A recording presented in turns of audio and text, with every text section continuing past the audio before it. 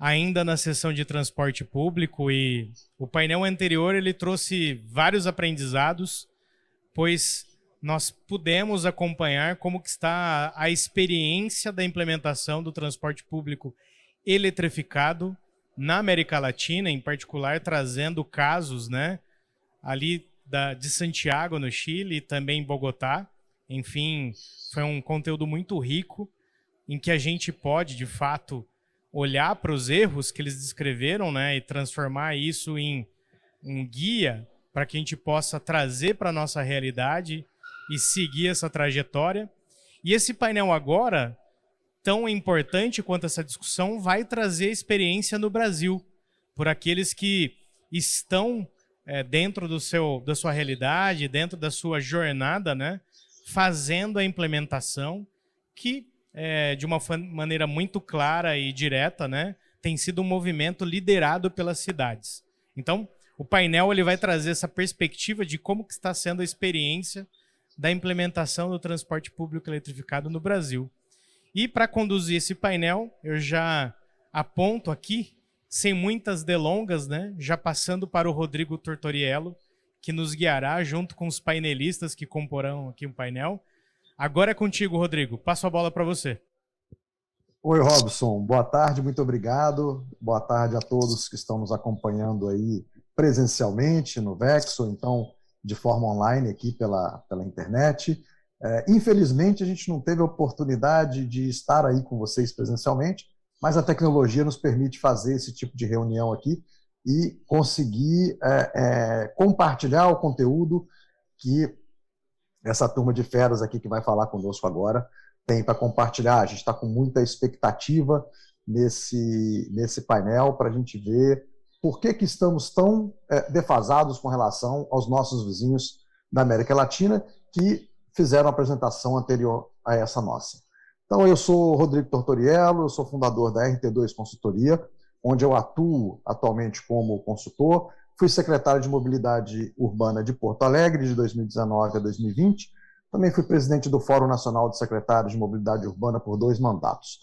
Tenho um assento no grupo de trabalho de ônibus da Plataforma Nacional de Mobilidade Elétrica e, fazendo uma propaganda aqui dos nossos trabalhos voluntários, aí eu escrevo periodicamente para o jornal Estadão, no blog de política do MLG, e também sou colunista do portal Connected Smart Cities. Tem até um artigo que saiu hoje sobre a evolução do uso da bicicleta no Brasil.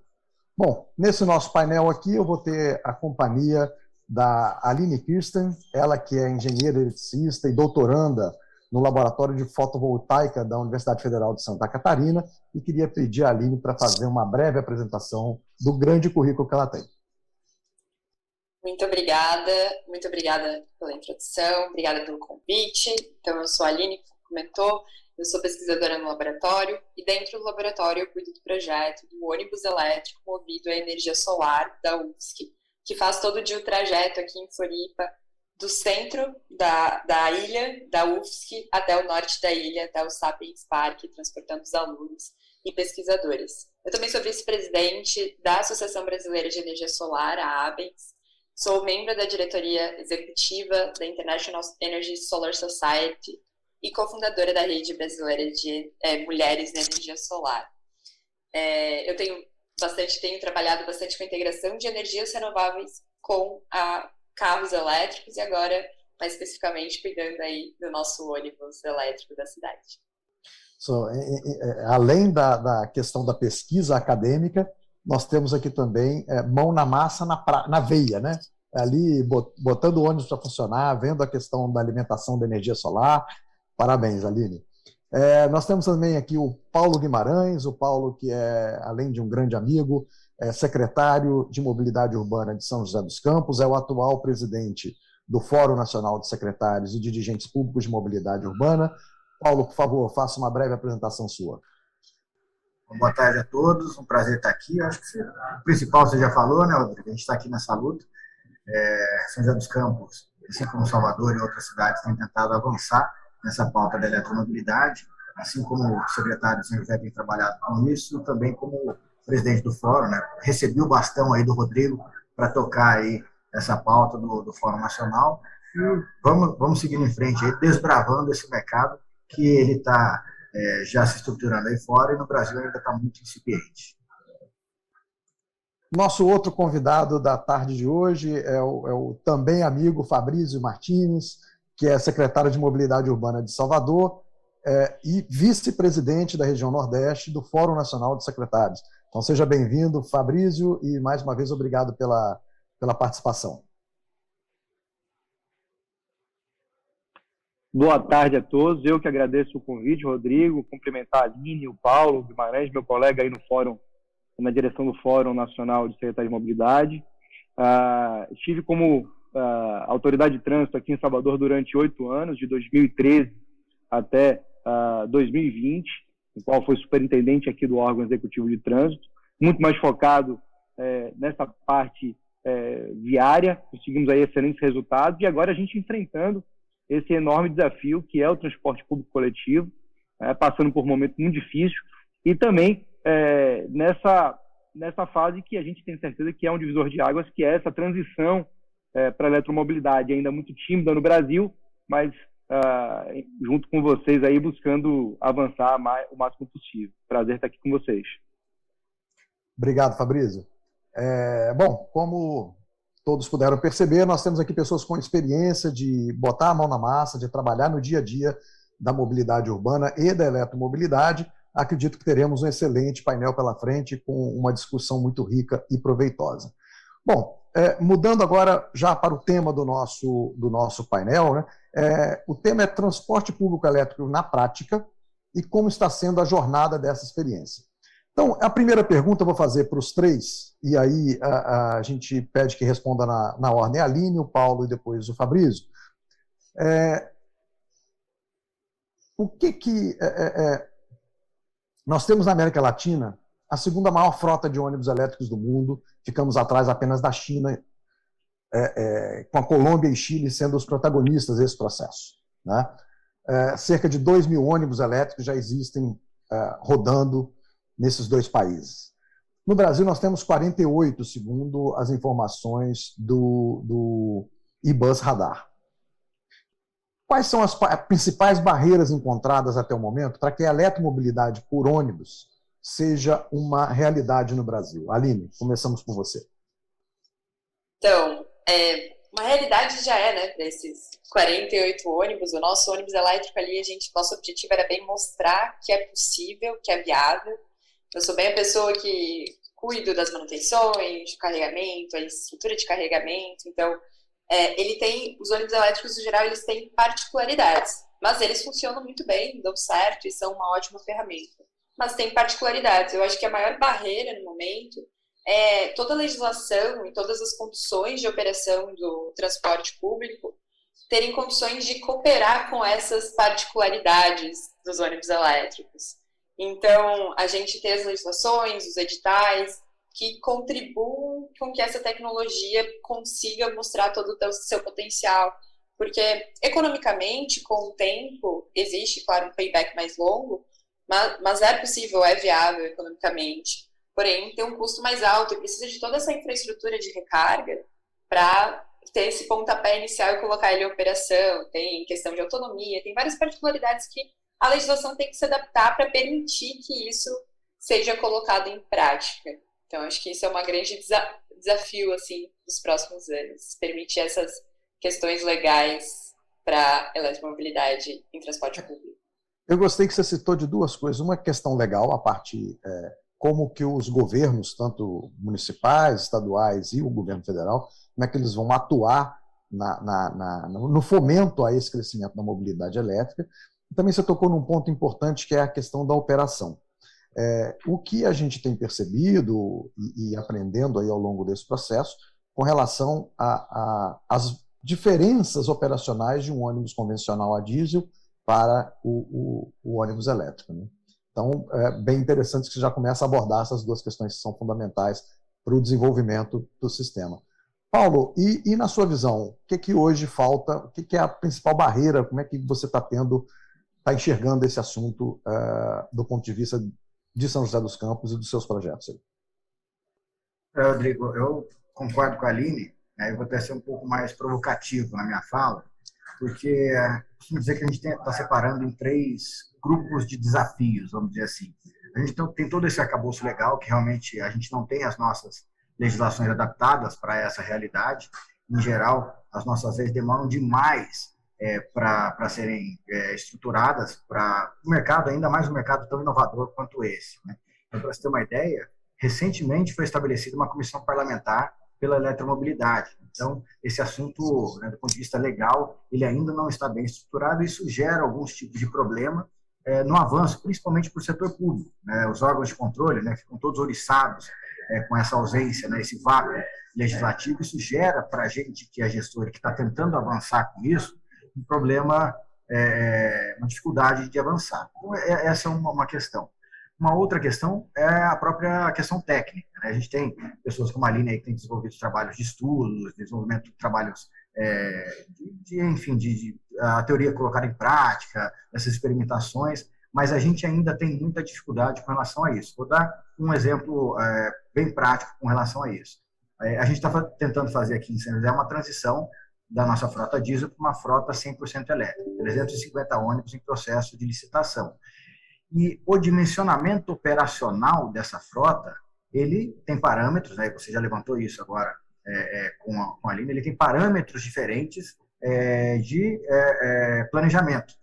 E qual a nossa dificuldade? A gente, mesmo quando a gente se apropria de um software de planejamento, os parâmetros que são utilizados não são adequados para a realidade brasileira, porque a gente não tem muita experiência prática para poder retroalimentar um software e ter uma condição mais adequada de planejamento para nossas questões técnicas. Um exemplo, tem outras questões técnicas que envolvem isso, e uma terceira esfera são as questões econômicas. Né? Apesar da gente ter o payback do investimento, o investimento ser mais alto, a falta de estruturação de uma indústria brasileira gera que todos os insumos, todo esse mercado gira em torno do dólar. E a gente está sentindo muita dificuldade com relação às variações de preço. Né? Para você ter uma ideia, até conversava com o Fabrício agora, essa semana, a gente começou nosso planejamento para essa licitação que está em andamento em outubro, mais ou menos, outubro, novembro. E a gente tinha um valor referencial de um ônibus como esse que a gente está licitando, algo em torno de R$ 1.800.000 para aquisição. E hoje, a cotação desses veículos já está em R$ 2,5 milhões. Então, isso estraga, né, volta na primeira esfera, estraga completamente o nosso planejamento do ponto de vista legal, enfim, econômico. E, por último, já para encerrar essa primeira participação, embaixo de tudo isso, a gente tem uma ausência quase que completa de uma articulação nacional, que vai desde a estruturação do setor nessas 3 esferas, mas como também voltar um pouco atrás e rever a nossa política de transporte de uma forma geral. Porque a sobrevivência dos sistemas públicos de transporte coletivo hoje está muito lastreado na tarifa e no subsídio municipal. E as prefeituras não têm mais condição de bancar isso sozinho. Né? Então, é um mix de coisas aí que gera toda essa complexidade no avanço. O que a gente pode perceber que não é uma equação fácil, né? Nós temos desafios técnicos, que a Aline apontou aqui, a questão operacional também, você traz agora a questão econômica com relação aos custos, a dolarização, e, sobretudo, um ponto fundamental que você tocou e que a gente, como atuante no segmento de mobilidade, a gente tem brigado há alguns anos para mudar a lógica, é a questão do financiamento do transporte público, ele não ser financiado exclusivamente pela tarifa. Né? Se ele for só pela tarifa, nós não teremos eletromobilidade no país, certamente. Então, é um avanço e essas dificuldades são realmente grandes para quem tenta fazer diferente. Né? Essa virada de chave é muito complexa. E, Fabrício, o teu projeto também é um projeto significativo para a cidade de Salvador. Conta um pouquinho para a gente como que você está enfrentando, quais as barreiras que você está enfrentando agora para colocá-lo na rua. Bom, Rodrigo, as dificuldades elas não são diferentes das já relatadas aí por Paulo e por Aline. A gente tem hoje, aqui em Salvador, algumas questões, eu diria que as dificuldades maiores que a gente vem enfrentando nessa transição, elas muito são, em alguma medida, são por conta dos efeitos ainda da crise. A gente tem um contrato de concessão aqui de 25 anos, a gente tem 18 anos pela frente ainda, também um contrato baseado, uma remuneração baseada na tarifa, e ao longo desses últimos 2 anos houve como todos têm sofrido, houve uma incapacidade de investimento por parte dos concessionários. Então, o que estava já muito bem planejado lá atrás, da gente ter a aquisição de mais ônibus elétricos, mais ônibus novos para renovação de frota e ônibus do BRT, isso acabou, em alguma medida, sendo muito afetado por conta dessa pandemia, por conta da crise. A gente ainda tem essas questões técnicas, elas são realmente importantes ressaltar, mas hoje a gente tem muitas iniciativas, tanto no Brasil quanto internacionais, de apoio técnico. Então, eu acho que as cidades que têm de verdade interesse em avançar nessa transição, ela pode buscar essas iniciativas.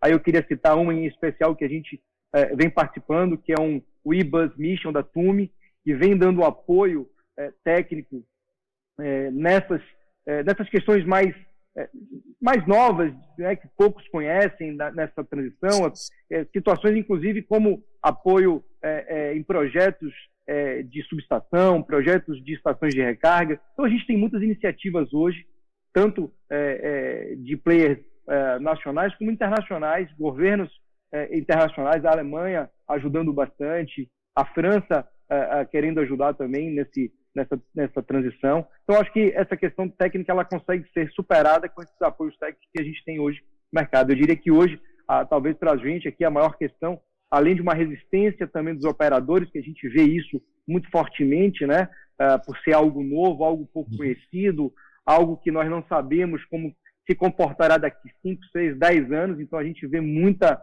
resistência por parte do operador nessa mudança. As questões financeiras, as questões de valores ainda, são questões que impactam bastante por essa diferença e, como o Paulinho disse, uma falta de articulação governamental no que diz respeito à remuneração do próprio sistema de transporte público, que precisa ser, e acho que com a pandemia isso foi escancarado e está sendo muito discutido, e a gente precisa buscar soluções alternativas. Aí eu queria fazer mais uma pergunta para os três, antes da gente avançar. Vocês acham, aí do ponto de vista técnico, Aline, de desenvolvimento tecnológico mesmo, vocês acham que a pandemia, em vários setores a pandemia foi um propulsor da mudança? No nosso caso aqui, a pandemia pode trabalhar como um elemento que vai ser um gargalo, ou ela também pode ser considerada um propulsor da mudança para a eletromobilidade? Tem os dois lados sempre, né? Acho que é um grande desafio, com certeza criou muitos desafios, como o Fabrício citou e o Paulo também. O custo das coisas, no geral, está mais caro. A questão da escassez de materiais está muito complicada, escassez de baterias e tudo mais está bem difícil. Mas sim, pode ser uma ignição da mudança aí, porque acabou fazendo várias pessoas buscar alternativas importantes para tudo, serem criativas, e muitas startups estão sendo criadas até mesmo aqui na região metropolitana de Floripa, foram criadas durante essa pandemia, que estão tentando desenvolver mais soluções nessa área, até tem várias que eu vi ali que estão fazendo parte da programação do evento.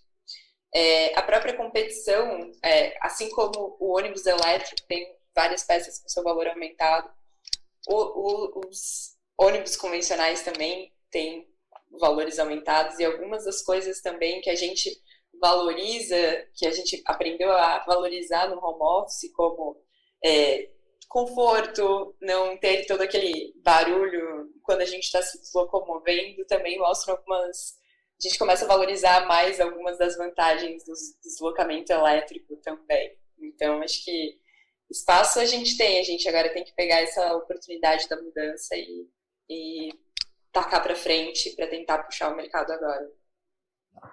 Paulo, e você acredita que a pandemia possa ser aí um fator, a introdução da eletromobilidade possa ser um fator para atrair novamente, essa pergunta vai para o Paulo e para o Fabrício, atrair novamente o usuário para o transporte público, na medida que a gente tem hoje aí cerca de 70%, 80% da demanda do que tinha antes da pandemia?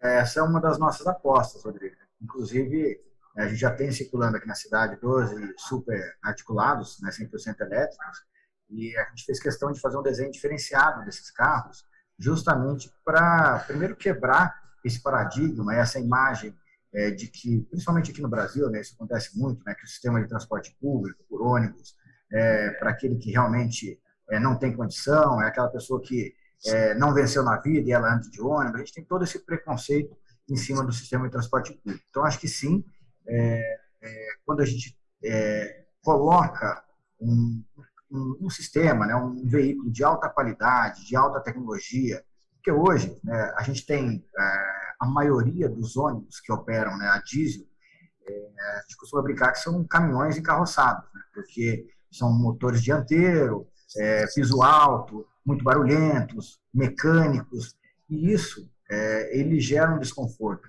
para o motorista, né, para a tripulação ali desse ônibus e para o passageiro que está sendo transportado ali. Então, quando você entrega um serviço diferenciado, um serviço de qualidade e, principalmente, atendendo aquele mais desfavorecido, aquele mais pobre lá da ponta, eu acredito sim que é um elemento de transformação, inclusive, de uma sociedade de uma forma geral.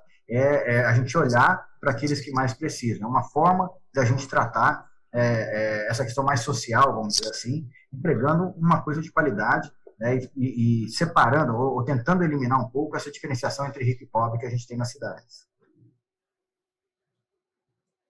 Fabrício, e na tua opinião? Eu concordo inteiramente aí com a Aline e com o Paulo. Eu acho que o que pôde inicialmente ter trazido enormes prejuízos, enormes incertezas, isso, a pandemia ela pode trazer sim como consequência uma mola impulsionadora dessa transição. Eu acho que a gente percebe muito claramente, Rodrigo, eu acho que no Brasil todo a gente percebe, hoje aqui em Salvador a gente tem todas as atividades econômicas funcionando, escolas, universidades, e a gente não tem o mesmo público, a gente está aqui em torno de 75%, temos do que transportávamos antes da pandemia. Tá? Eu acho que só melhorando qualidade, melhorando o serviço prestado, acho que as pessoas durante a pandemia mudaram a lógica de deslocamento, mudaram as suas rotinas, então com mais qualidade, com essas mudanças que podem ser promovidas com a transição da eletromobilidade, a gente consegue trazer esse passageiro de volta. Então eu acho que a pandemia, ao final, ela acaba, nesse momento, superadas as dificuldades desses 2 primeiros anos, ela começa a trazer aí talvez vantagens e certamente pode impulsionar sim essa mudança. Voltando àquele chavão tradicional, né? Toda crise gera uma oportunidade. Então, estamos aí diante de uma oportunidade boa e quem sabe a gente possa fazer a nossa indústria local aqui desenvolver. Eu já vou pegar o gancho desse assunto da oportunidade e fazer uma pergunta para a Aline. As baterias, Aline, você comentou da questão de custo de bateria. As baterias são um desafio significativo por causa do seu alto custo e é ela que representa aí, até em alguns casos 50% do custo de um veículo. Você entende que existe algum caminho para que esse problema seja produzido pela indústria nacional? Ela tem capacidade de baratear esse custo e fazer com que as baterias fiquem mais acessíveis ao mercado brasileiro, não tem que importar da China? E já emendando uma segunda para você fazer uma resposta só. O teu trabalho na questão da geração de energia através da energia fotovoltaica, né? As chamadas fazendas solares, também podem ser uma forma de baratear o processo de produção de energia e fazer esse conjunto, produção e armazenamento, ficarem mais baratos e acessíveis no Brasil? Sim, já puxando aqui, né, para o fotovoltaico, sim, a gente já fez vários estudos que mostram que o fotovoltaico, de fato, contribui para reduzir o tempo de retorno de investimento dos ônibus elétricos. A redução, às vezes, é de 2 anos no payback, dependendo do local. Ali no nosso laboratório, a gente só tem toda a energia que vai para o ônibus vem para o crédito do fotovoltaico. E a gente agora também está utilizando, acabou de terminar a instalação de uma bateria de 200 kWh, que está carregando o nosso e-bus nos horários de ponta, para não ter a diferença da tarifa, que no horário de ponta, no final do dia, é mais cara, para a gente também suprir essa demanda. E também para reduzir um pouco a demanda do ônibus, porque a demanda do ônibus, né, a potência é alta do carregador e é a demanda mais significativa do nosso laboratório. Então, ali também a gente tem uma redução de custo utilizando baterias e fotovoltaico. Sobre as baterias, como que a indústria nacional pode contribuir com isso, né? Acredito que assim como o fotovoltaico reduziu mais do que exponencialmente nos últimos anos de preço, esse ano a gente está tendo um crescimento imenso de instalações fotovoltaicas. Acredito que é o futuro das baterias também, elas vão se desenvolver à medida que a eletromobilidade vai se avançando. Mas uma coisa que a gente vem estudando é o uso das baterias de segunda vida da eletromobilidade para tentar utilizar depois como sistema de armazenamentos estacionários. Então, a gente já fez alguns testes com baterias da Nissan de carros elétricos antigos, e a gente utiliza essas próprias baterias da Nissan hoje para carregar o ônibus elétrico. Olha. Isso acaba aumentando o valor agregado da bateria. Ao invés dela ter um tempo limitado de apenas 5, 8, 10 anos que ela teria no ônibus, ela ainda vai ter uma extensão da vida útil dela, e isso pode ter um valor que pode contribuir para a redução desse custo da bateria e para a popularização de todos os veículos elétricos no geral. Tem algumas startups já em Floripa trabalhando no desenvolvimento, no teste dessas baterias de segunda vida e até no desenvolvimento de Battery Management Systems para comportar baterias de segunda vida. Então, toda essa parte, assim, o brasileiro, com certeza, a indústria local vai conseguir contribuir muito. Claro, o desenvolvimento de baterias, a criação de fábricas, né, exige um investimento muito alto. A gente quer entrar nessa cadeia produtiva também, mas tem toda uma parte de comunicação, BMS, controle dentro do ônibus e que acompanha as baterias, que também a gente pode contribuir bastante. Essas baterias de segunda vida, elas não só têm essa contribuição para agregar valor e, assim, aumentar a popularização, diminuir preço, mas elas também são mais sustentáveis, né? A gente está evitando, adiando a reciclagem dessas baterias. Então, também aumenta mais diminuir o impacto ambiental de todo esse produto. Então aí você tem uma geração limpa de energia, o consumo através das baterias, né, do ônibus, mas dentro das baterias, e depois você não tem a geração de resíduo ambiental através da produção dessa energia. É uma solução interessante porque você vai aumentando a vida útil, né, e buscando dar uma melhor utilização para a bateria. Não sabia que tinha essa questão da segunda vida tão adiantada. Eu sabia que existiam alguns estudos, mas não sabia que já estavam tão assim adiantados. Interessante, porque sempre que se fala em ônibus elétrico, e o que vai fazer com esse monte de bateria depois? Onde vai jogar isso, né? Então, não vamos jogar, nós vamos reutilizar e vamos dar mais utilidade para o mesmo produto. É bem bacana. Paulo, vocês agora lançaram um edital, está em vigência, para a locação, né, o aluguel de 350 ônibus elétricos, e São José dos Campos tem a oportunidade de se tornar talvez a primeira cidade brasileira com uma frota de transporte público 100% elétrico. Então, parabenizar primeiro pela iniciativa, coragem e ousadia de tentar fazer diferente.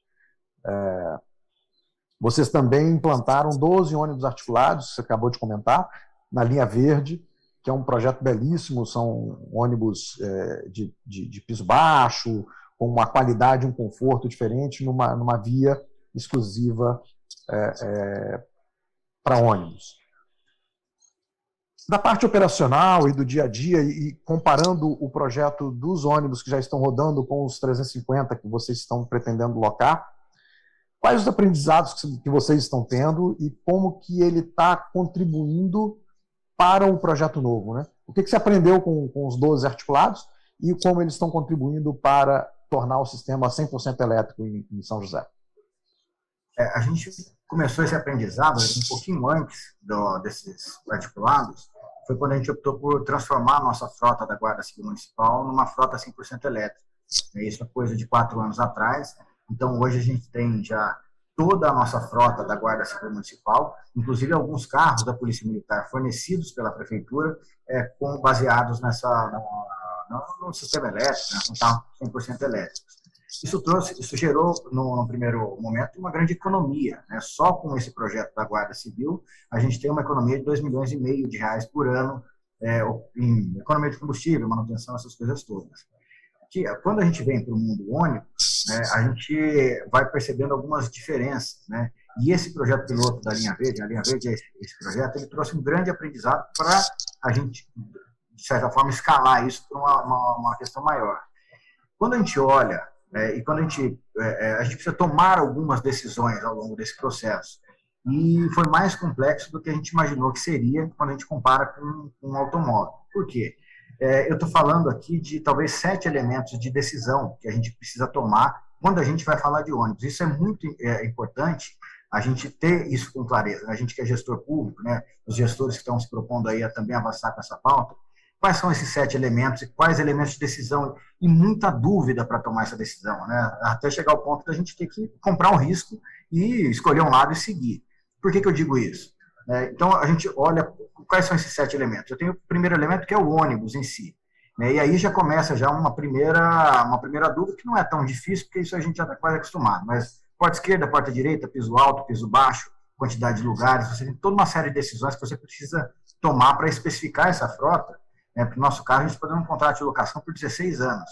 Então, essa decisão que está sendo tomada hoje, ela vai ter reflexo por mais de uma década aqui na cidade. Então, esse é o primeiro ponto. O segundo ponto é a bateria. A Aline citou aí, né? O ônibus e a bateria são coisas que andam juntas, mas são coisas separadas. E aí você começa a entender um pouco a questão da bateria, se ela é DC ou se ela é AC, e você precisa tomar essa decisão, que é diferente do automóvel. O automóvel, ele aceita os carregadores AC e DC. O caso do ônibus, não. Se ele seguir o caminho do DC, é só DC o resto da vida. Se ele seguir o caminho do AC, é AC o resto da vida. Isso interfere em tempo de carregamento e custo. Tomada essa decisão, eu tenho a decisão dos carregadores. O porte dos carregadores, como é que eu vou trabalhar as minhas estações de recarga, qual é o plug que eu vou escolher, porque a gente tem a nossa tomadinha brasileira aqui, e isso acontece também nos carregadores. Eu vou optar pelo CCS2, que é um padrão europeu, vou optar pelo GBVT, que é o padrão chinês. A decisão que eu tomar aqui vai se refletir no sistema pelo resto da vida, entre aspas. Então, tem a questão do carregador.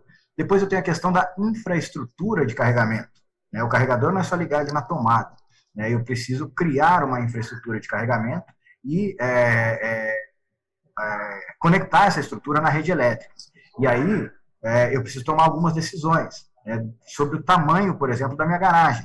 Se eu criar uma infraestrutura que gere uma conexão de alta tensão, a minha concessionária de energia leva até 18 meses para providenciar a ligação. Então, a gente precisa redividir, a gente precisa tomar esses cuidados para não tomar decisões erradas. Depois eu tenho a questão da própria distribuição da energia, com esse contato com as concessionárias, se isso vem direto de uma rede de alta tensão, se a gente vai ter uma subestação para dividir. Depois eu tenho a geração de energia.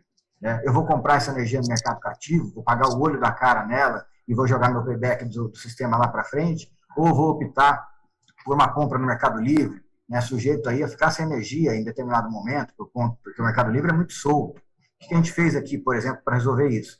Fizemos uma concessão para uma usina fotovoltaica e ela vai fornecer energia para a gente pelos próximos 25 anos, com desconto de 40%, 50% em cima do valor cativo, então, do mercado cativo, aquele que a gente consome aí das concessionárias.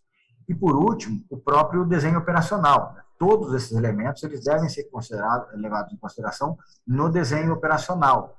E o desenho operacional ele se divide em 2 etapas, porque a autonomia que eu consigo com um veículo depende muito do meu desenho operacional, mas depende demais, e a gente está sentindo isso agora. Eu tenho 2 motoristas que a gente está monitorando eles segundo a segundo, e os 2 motoristas com os mesmos carros, nas mesmas linhas, têm consumos muito diferentes de energia, porque a forma como o motorista conduz um veículo desse interfere demais na sua própria autonomia. Então, é uma série de tomadas de decisão que a gente acaba tendo que adotar um caminho e acaba comprando um risco aí em determinadas decisões que a gente toma. Esse aspecto que você está falando do desconhecimento, da mudança drástica que é. Porque o diesel é dado, tem um tanque de diesel, o caminhão chega, põe o diesel no tanque, o ônibus chega depois, abastece e deu. Se der problema na rua, ainda tem os postos de gasolina que ainda pode quebrar o galho e botar o diesel no ônibus. o ônibus elétrico você não tem essa alternativa. Ou você se prepara melhor, se planeja melhor para operá-lo, ou você pode deixar a população sem o serviço, né? Então, quebrar esse conjunto de barreiras realmente não é um trabalho simples, né? E vai demandar aí muito estudo e esforço, tanto do poder público quanto das pessoas que se dispuserem a operar um serviço nesse sentido. Antes de passar para o Fabrício, eu queria deixar aqui um comentário que quem quiser fazer pergunta, pode mandar as perguntas para a gente. Aí tem pessoas aí no presencial que estão acompanhando e recolhendo essas perguntas, ou mandar pelo chat aqui também, quem tiver disponibilidade, quiser fazer alguma pergunta aos nossos convidados, pode mandar aqui pelo chat, que a gente tenta encaminhar a pergunta na medida do tempo aqui que a gente vai coordenando, né?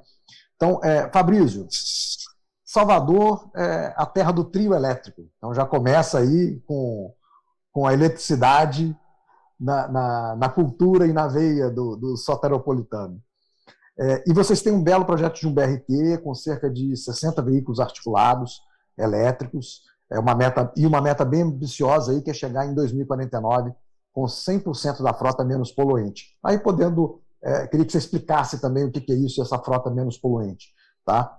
Em que estágio que se encontra esse projeto e o que você classifica aí os desafios, os gargalos que você está enfrentando para a gente ver esses ônibus menos poluentes, os elétricos articulados, atendendo a população de Salvador e melhorando a qualidade de vida na cidade. Bom, Rodrigo, Salvador, desde 2013, ela vem se envolvendo muito nessas questões climáticas. É uma das cidades aí do C40.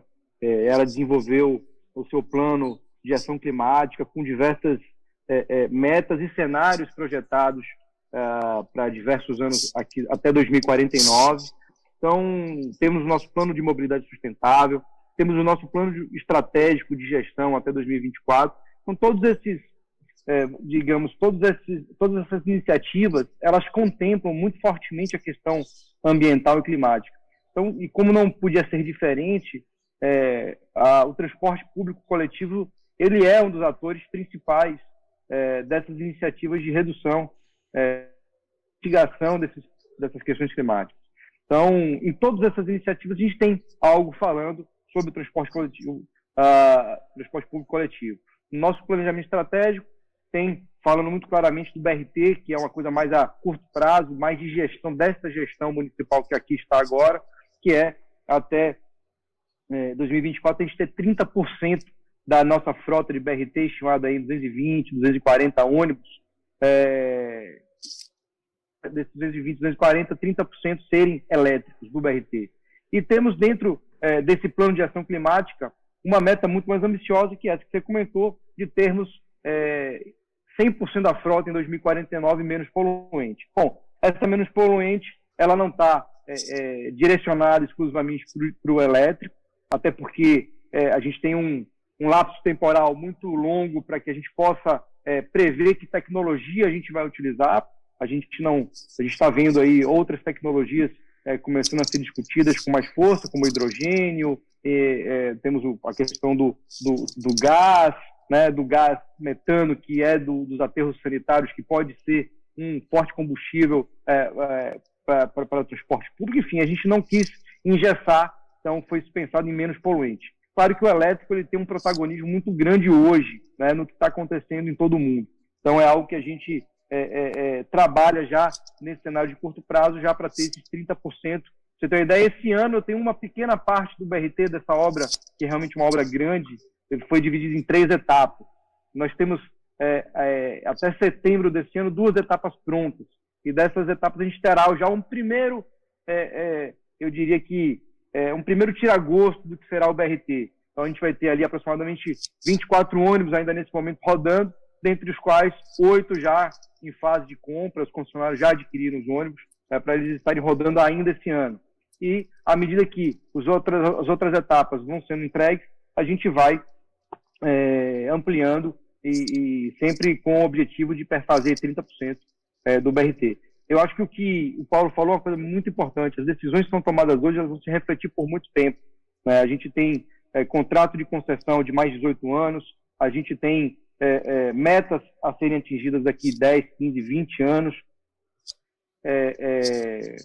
intermediárias. Por exemplo, em 2032, eu tenho 40% da frota, ela tem que ser com energia mais limpa. Já para 2032, não é 2049. Então, criamos realmente metas intermediárias para que a gente possa atingir.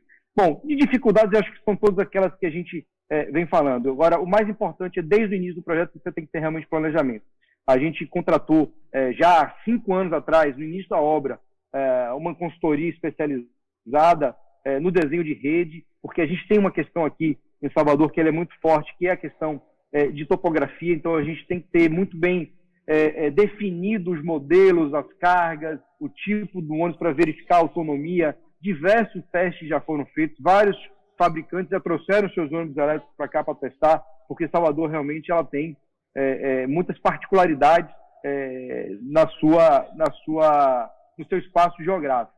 Então, eu acho que planejamento e decisões baseadas, de fato, em estudos, em posições técnicas, para que a gente possa ter no futuro aí a continuidade desse processo, que é um processo que certamente vem para ficar.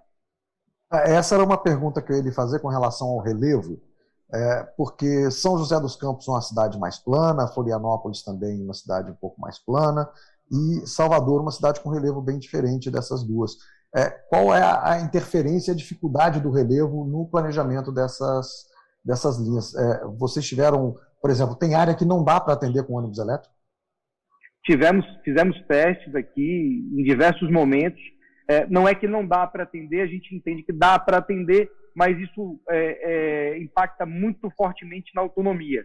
Então, esse desenho de linhas ele vai precisar ser refeito, vai precisar ser reestudado para que a gente possa, em algum momento, nessas linhas, que são linhas convencionais, o BRT não sofre muito esse problema, tá, Rodrigo? Para quem não conhece Salvador, o BRT ele está basicamente num trecho da cidade, que são vias de vale, então são vias sem grandes variações de topografia, de altitude, enfim, não tem dificuldade, mas tem lugares da cidade, nas suas linhas convencionais, que a autonomia já é fortemente impactada, mas que a gente acredita que, à medida que a tecnologia, como a Aline falou, vai avançando, a gente vai superando esse tipo de dificuldade também. Não, ótimo. Vai ser uma evolução natural do sistema, assim como foi o diesel, né? Quando começou o diesel lá atrás também tiveram vários obstáculos a serem vencidos. E eu acho que a gente tem que entrar numa... Como é que está a preparação aí? Acho que a Aline pode dar algum caminho nesse sentido, e também a pergunta para o Paulo e para o Fabrício. Com relação às questões de manutenção de frota, como é que está sendo, como é que você está vivenciando isso, Aline, no seu dia a dia aí, com um veículo, é diferente, né?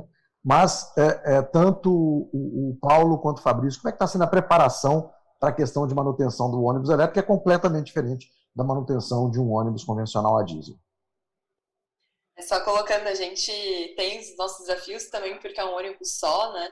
Isso até é uma questão sobre a dificuldade que às vezes, a gente quer colocar só uma pequena porcentagem de uma frota, transformar para elétrico, e daí vai ter algumas particularidades de manutenção, que se é uma grande quantidade, com certeza fica muito mais... fica bem mais fácil, fica mais barato, né? Mas como a gente tem um só, a gente... tem a sorte de ter 2 motoristas que têm bastante experiência com mecânica e são motoristas já do transporte público aqui regional há bastante tempo e cuidam das manutenções diárias, e a gente capacitou eles e atua junto com as empresas parceiras para tentar desmistificar um pouco também essa questão de é tão difícil assim fazer toda essa manutenção. Tem muita parte que é bem similar ao veículo convencional, e tem as partes que têm as suas particularidades, e daí a gente conta com os parceiros aqui para ajudar a gente. Mas, claro, o nosso é um só, então acredito que Paulo e Fabrício estão tendo que fazer um grande planejamento para capacitar o pessoal aí para atuar nessa área. Você não tem o problema da escala, não tem o problema da quantidade, mas a escala inversa também é um problema para você, porque qualquer coisa que você faça fica muito caro porque é uma unidade só. Exato. Então, o preço, e a gente... você não consegue diluir o preço por várias unidades, né? E a gente, sim, a gente conseguiu também citar aqui que todos os consórcios locais ajudam a gente bastante. disponibilizam as rampas para a gente poder utilizar. Né, ainda assim, tem coisas mecânicas que tem que fazer com a carroceria. Então, a gente utiliza aqui todas as oficinas da região para fazer todas essas manutenções. Então, claro, a escala ajuda muito mais, né? Mas, ainda assim, é um pouco mais fácil para as questões elétricas por ser só um. Paulo, e no caso de São José, como é que vocês estão se preparando para a questão da manutenção? E atual também, como é que vocês estão fazendo com os 12 que vocês já têm? Como a Aline falou, a gente tem grande parte dessa manutenção, ela é uma manutenção já conhecida, porque a parte de antenagem, suspensão, freios, pneus, tudo isso é comum ao ônibus diesel, né? O que diferencia bastante é o trem de força elétrico. E para isso, a gente, tanto na aquisição desse veículo, a gente exigiu uma garantia.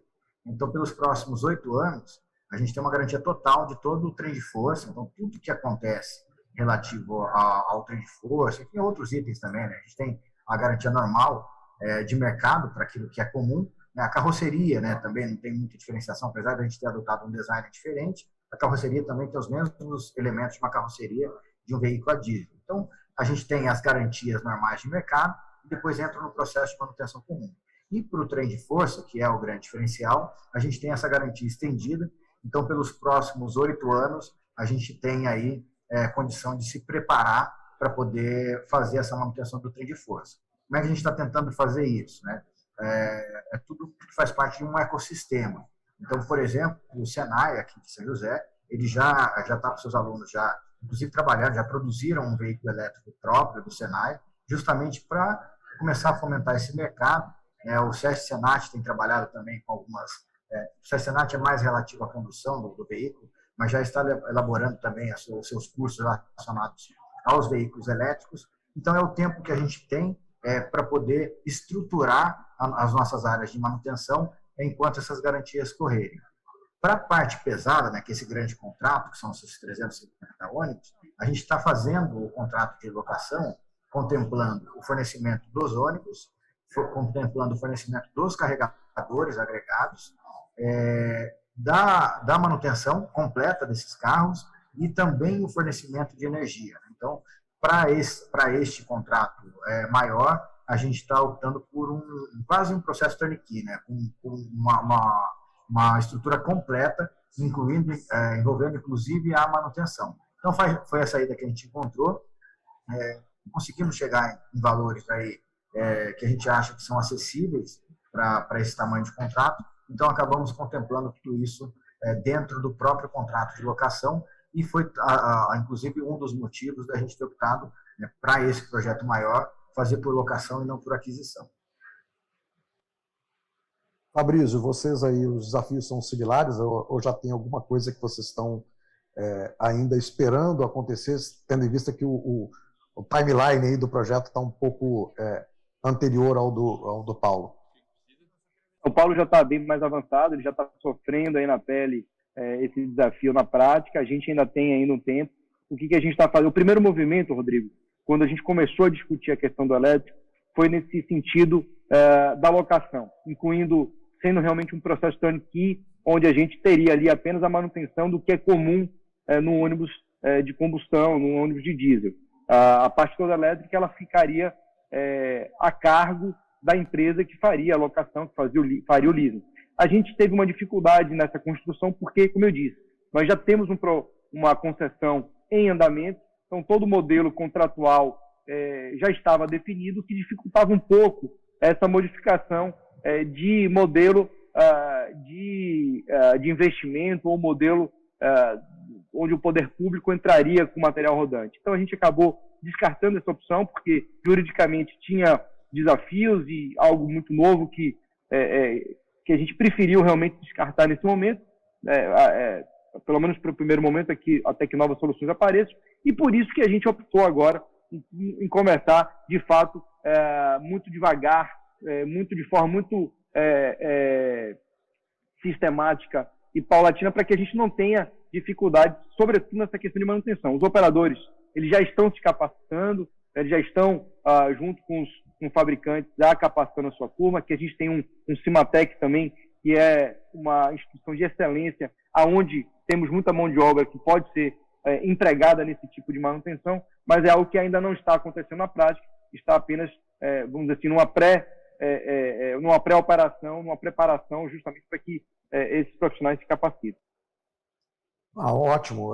Pelo menos assim, tem um avanço já, e você já tem um mapeamento dos riscos, né? Você já fez um mapeamento de risco, aí, a sua matriz de risco, de onde pode te dar problema. Então, assim, está bem avançado, e a gente vê que a mudança para a eletromobilidade não é uma coisa trivial, ela é importante, mas aos poucos a gente vai aprendendo com esse apoio técnico internacional que você citou, com o aprendizado que o Paulo e a academia, através da Aline e de outros pesquisadores, estão desenvolvendo, poder juntar isso tudo, essa interação entre academia, poder público e iniciativa privada, que é fundamental para que os resultados possam ser obtidos, né? O papo está aqui fluindo muito bom, a gente já está aí faltando praticamente 7 minutos para encerrar a nossa sessão. Então eu queria, antes disso, pedir para vocês já irem pensando nas considerações finais. E eu queria que os nossos convidados indicassem assim, as perspectivas para o futuro. O que eles acreditam e o que eles olham para frente. E enquanto vocês vão pensando, eu peço ao pessoal da organização se a gente tem alguma pergunta da plateia que a gente possa direcionar aos nossos convidados. Som. Bom, então aproveito, esse é o momento para perguntas. Eu gostaria de fazer uma coleta, caso alguém queira direcionar alguma pergunta específica para os painelistas. E caso eu não tenha, eu vou de novo aqui, Rodrigo, usar a autocracia do próprio microfone. Eu tenho uma pergunta para fazer, né? Agora há pouco, né, recentemente, abriu-se a discussão aqui de como que está a manutenção, né? O próprio Paulo... bom, começando pela própria Aline, né, ela trouxe a perspectiva de um veículo, né?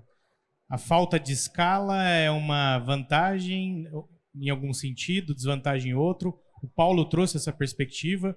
O Fabrício, né, trouxe também essa jornada dos operadores, com treinamento, enfim. E aí, sobre essa questão da jornada, não exatamente da manutenção, mas como uma perspectiva de implementação, eu quero pegar um sentimento de vocês que estão na crista da onda, né, fazendo esse processo acontecer. No seguinte sentido, essa é uma tecnologia que traz para todos nós um aprendizado. Então, sobre a ótica do poder público, existe um enquadramento que se faz até para que não se restrinja qual rota tecnológica vai ser utilizada. E para ser bem específico, né, quando a gente olha para a infra, não colocar travas. Se a estratégia de infraestrutura ela vai ser AC ou DC, né? Haja visto que tem uma pluralidade de equipamentos e de próprios produtos, né, pensando nos ônibus. Então, esse é o olhar do poder público, né? Trazer um enquadramento técnico mínimo para que permita com que o operador até possa tomar suas decisões com as opções de produto do mercado. Por outro lado, a gente tem os operadores que, como o Fabrício, de novo, volto nele, né? Há uma jornada de treinamento, de imersão, empatia, enfim. Por outro lado, tem os operadores que estão acostumados com o modo diesel e sentem aí uma dificuldade de tomar decisões, pois sabem que se selecionada uma tecnologia, volto na infraestrutura, descer o AC de maneira incorreta, isso impacta investimento, isso não, muitas vezes não é simples fazer uma recursão, voltar atrás, né? Fazer uma troca, pois há uma definição já feita, né? E aí, com a minha fala, a gente consegue talvez identificar uma zona cinzenta em que, por algum lado, o ente público ele não pode ser tão detalhista na especificação e, por outro lado, o operador ele quer receber uma melhor especificação ou algo que aponte, né, da forma mais detalhada possível para não correr risco. E aí eu volto com vocês. Como que a gente desempata esse jogo? Quais são esses limites? Até que ponto o poder público ele pode, então, com a ajuda de cooperações internacionais e outros organismos, trazer subsídios, mas sem travar a especificação, mas, por outro lado, o operador ele não espernear falando, poxa vida, tá solto, não tá especificado, o que eu faço agora? A bola tá quadrada, vou para descer ou para C, mas e se mudar o ônibus, se mudar o fornecedor? Como que a gente desempata isso, Fabrício, Paulo e Aline? Bom, quem quiser começar, fique à vontade. É uma questão meio que talvez fique numa coisa meio cinzenta, né?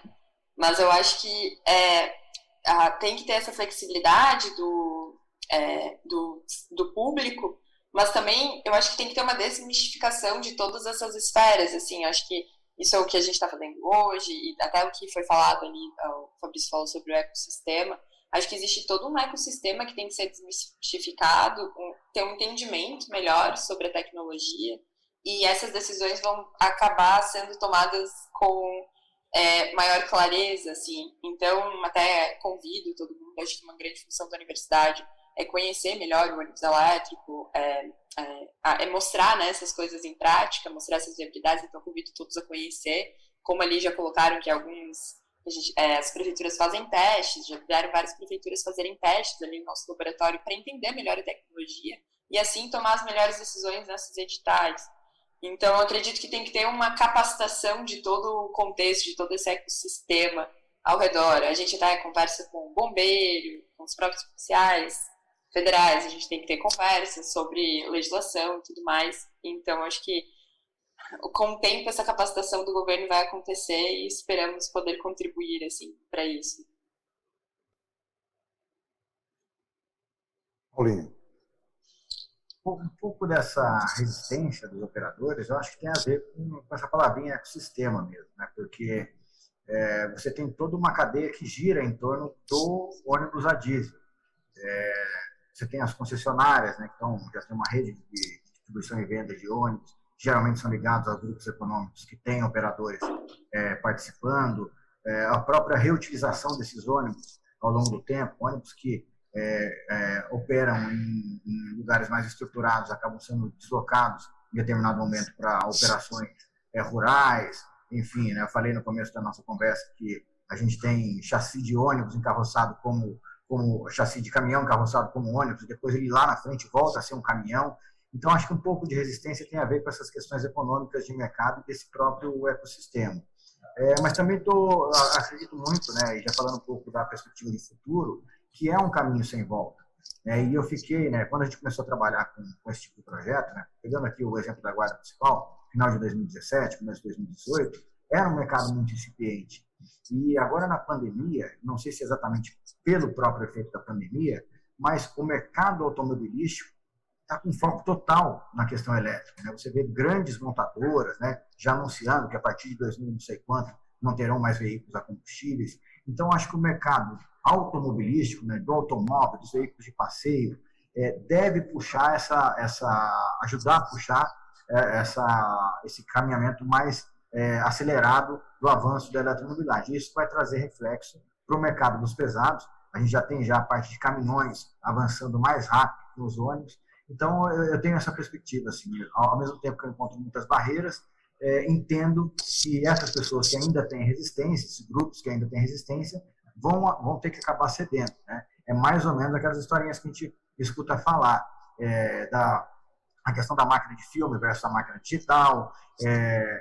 Esses dias eu vi uma imagem interessante, né, de um helicóptero com um cameraman de uma TV importante, né, fazendo ali matérias, e do lado a imagem de um drone. Né? Então, assim, em 4 anos, tanto o piloto quanto o cameraman perderam seu emprego.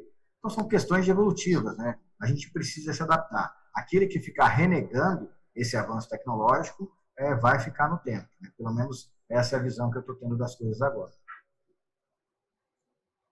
Bom, Rodrigo, aqui em Salvador, como eu disse, a gente já tem uma concessão rodando, a concessão ela tem a prerrogativa de operar o BRT, então a gente está deixando eles muito à vontade, claro que dentro de critérios pré-estabelecidos pela gestão pública, né, pelo poder concedente, de autonomia, de espaço, enfim, requisitos básicos, mas a gente tem deixado muito à vontade o concessionário na busca da melhor solução. A melhor solução que aí você tenha um menor OPEX, um menor CAPEX, enfim, eles estão muito à vontade dentro do atendimento dos critérios pré-estabelecidos. Então, eles estão aqui avaliando qual é a melhor solução. Então, a gente tem deixado os operadores caminharem muito, até para, em alguma medida, a gente mitigar essa resistência inicial que eles têm. Então, se a gente chega com muita exigência, com muito direcionamento para algum tipo de tecnologia ou enfim, a gente acha que isso pode complicar nessa escolha e nesse convencimento que nós fizemos nessa mudança, nessa transição. Então, a gente está deixando muito a critério dos próprios concessionários a busca pela melhor solução, dentre as quais a gente tem no mercado. Obrigado, Fabrício. Nós já estouramos aqui o nosso tempo, um pouquinho, já são 3 minutos além do tempo regulamentar, mas aí subiu a plaquinha daqueles 5 minutos a mais para a gente poder aqui fazer o encerramento. Eu queria deixar aqui o meu agradecimento à Aline, ao Paulo, ao Fabrício, que já fizeram, né, nessa resposta, já fizeram aí um pouquinho das considerações finais. Agradecer a toda a equipe do VEX que nos convidou para estar aqui e nos colocarmos à disposição para auxiliar, caso a gente tenha algum outro evento que a gente pudesse ser útil para colaborar com o avanço da eletromobilidade. Então, eu me despeço aqui, deixo a Aline, o Paulo e o Fabrício à vontade para dar um tchau. Nós temos mais 2 minutos para encerrar a nossa transmissão. Muito obrigada pelo convite e colocamos aí a universidade disponível para demonstrar um pouco dessa tecnologia aí para vocês. Obrigado, Rodrigo. Obrigado aí ao pessoal que organizou o evento, VEX. Foi muito legal, eu consegui acompanhar aí parte do evento. Participei ontem também. E acho que é muito interessante a gente ter esse tipo de evento que ajuda a fomentar essa virada, né? Como um recado final para todos nós, né? Poder público, academia, mercado, acho que a gente tem que ser resiliente nesse momento, não pode ter medo de encarar esses desafios. Como toda inovação, ela parte de uma visão empreendedora, e uma visão empreendedora significa comprar riscos, né? Então a gente tem que trazer um pouco dessa visão empreendedora também para o poder público, e tenho certeza que no final vai dar tudo certo.